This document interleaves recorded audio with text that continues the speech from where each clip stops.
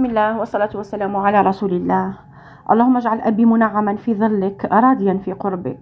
اللهم ارحمه وانعم عليه واغفر له وطيب ثراه وأكرم مأواه واجعل الجنة مستقره ومثواه. اللهم انظر إليه وأنت تباهي به ملائكتك وتقول إني أحبه فاسعدوه وأكرموه ومتعوه بنعيم الذي لا يفنى.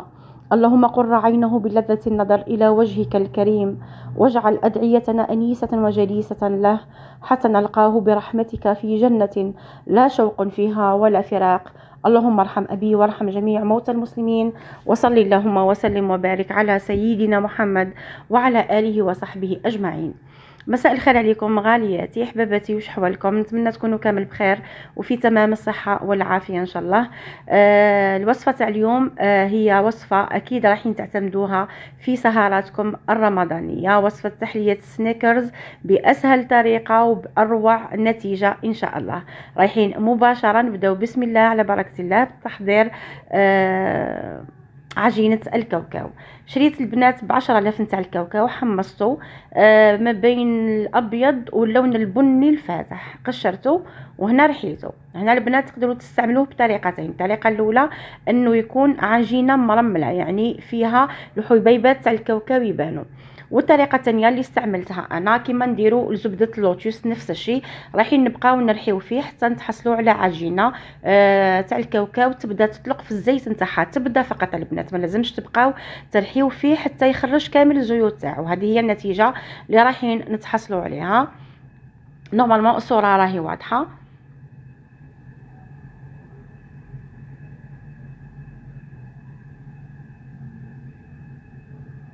عجينه طريه كما راكم تشوفوا. هنا دركا نروحوا للمرحله الثانيه.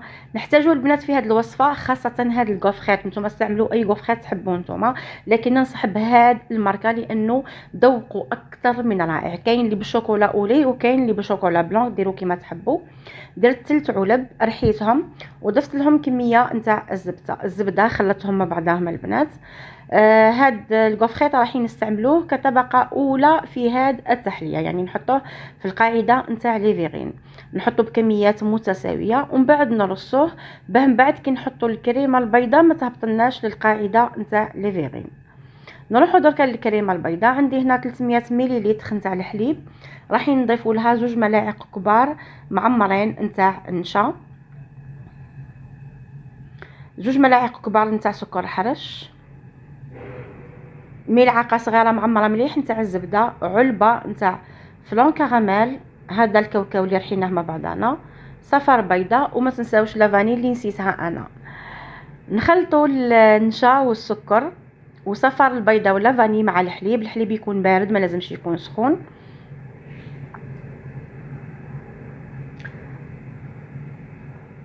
نخلطوهم البنات مليح مليح حتى نشوفوا باللي النشا تحل لنا في وسط الحليب، باه نهزوا الكاسرونه تاعنا نحطوها فوق النار، نقصوا النار نهائيا ونبقاو نحركوا حتى نتحصلوا على خليط يكون كريمي.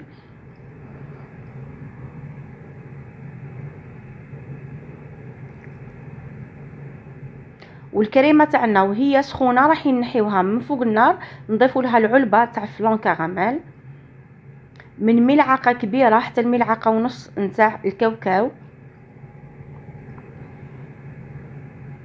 تاع العجينه تاع الكاوكاو اللي حضرناها، ونزيدوا الملعقه نتاع الزبده،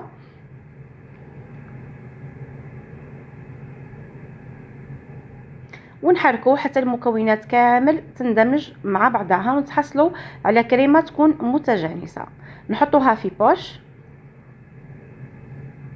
وهنا رايحين نعمروا لي فيغين تاعنا بهاد الكريمه كطبقه ثانيه. هاد الكميه نتاع الكريمه البنات دارت لي 6 كؤوس بالحجم اللي راكم تشوفوا فيهم، لكن من الافضل انه الكؤوس تكون اصغر من هكا باه الطبقه الاخيره تجي مع الحافه نتاع نهايه الفيغين قد يعني تجي باهيه احسن من الشكل اللي درتو انا. دركا نروحوا للكراميل بور سالي. عندي 100 غرام تاع سكر حرش، نحطوها في كاسرونه على نار تكون دليله، نخليو السكر هذاك يبدا يذوب معنا، نحركوه حتى نتحصلوا على كراميل تكون باللون البني الفاتح، ما لازمش تغمقوا لها اللون تاعها بزاف باه ما تجيناش بالمراره. كي يذوب لنا السكر تاعنا مليح بهذا الشكل، راح نضيفوا 100 مليلتر نتاع الكريمه سائله، نحطوها وتولوا البنات تعود طير لعينيكم، مع نحطو مع نحركو يعني مباشره حتى يندمجوا مع بعضهم. وهنا رايحه نضيف من 2 رشات حتى ل3 نتاع الملح، ونضيفوا 40 غرام نتاع الزبده. نبقاو نحركوا البنات حتى نتحصلوا على كراميل تكون متجانسه، نحيوها من فوق النار. وهذه هي الطبقه الثالثه والاخيره. هنا البنات تقدروا تضيفوا الكاوكاو يكون كونكاسي يعني مهرس برك ماهوش مرحي، باه يمد لنا الذوق نتاع سنيكرز تاع الصح. انا ما كانش عندي للاسف على ديك ما درتش. هذه هي الطبقه الاخيره نتاع الكراميل. كما قلت لكم من قبل البنات، من المفروض ديروا دي فيغين يكونوا اصغر، باه الكريمه هذه الطبقه هذه تجي طبقه ماهيش كبيره بزاف، وتجي جوست مع الحافه نتاع الكاس باه يجيونا لي فيغين تاعنا باهيين يعني، وما نحتاجوا حتى تزيينات. تقدروا تزيدوا شويه برك تاع الكاوكاو من فوق مكسر. انا ما كانش عندي الكاوكاو، درنا لي زاموند ايفيلي حمصتهم شويه، وما تحتاج لحتى حاجه واحده اخرى يعني. تقدروا تكتفيوا بالكراميل من فوق فيها الكاوكاو وتكفي وتوفي. هذه هي الوصفه تاعنا تاع اليوم البنات، نتمنى انكم تجربوها لانها اقتصاديه بنينه خفيفه ظريفه تهبل. وصلنا لنهايه الفيديو، نقول لكم نخليكم في امان الله، ونتلاقاو ان شاء الله في فيديوهات جديده باذن الله. ما تنسونيش من خالص دعواتكم. تهلاو في روحكم البنات، سلام.